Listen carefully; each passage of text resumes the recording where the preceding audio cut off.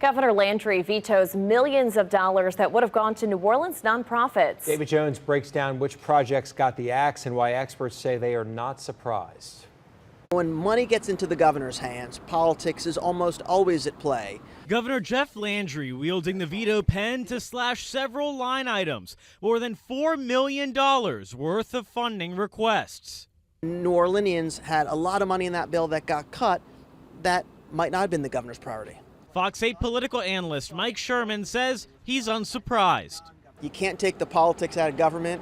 This is absolutely nothing new. This is the way funding at the state level has been done for many generations. But it's the organizations lined up to receive the funding and going home with nothing that stand out. I actually think non-governmental organizations took the brunt of the governor's veto pen. New Orleans-based Louisiana Endowment for the Humanities lost out on $1 million. In 2022, the group had a revenue of $5.5 million.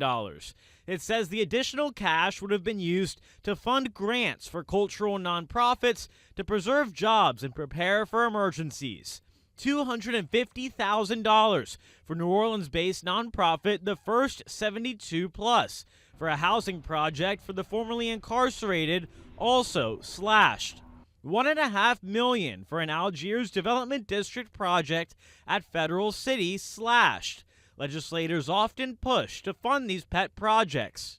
Maybe more commonly called pork. They don't like to think of it that way. Stephen Procopio is president of the Public Affairs Research Council, a state government watchdog group. We're not a fan of member amendments. They may be even good things. They might go to good organizations for good causes, but it's all decided in a political process. He says governors cutting pet projects is nothing new, but the process for funding needs to change. And I think there's better ways for people to get money. You know, you can go through a bid process or a proposal process that says this is what we're going to do, and an agency says this is what we need. Here's the state goal. How can you help it?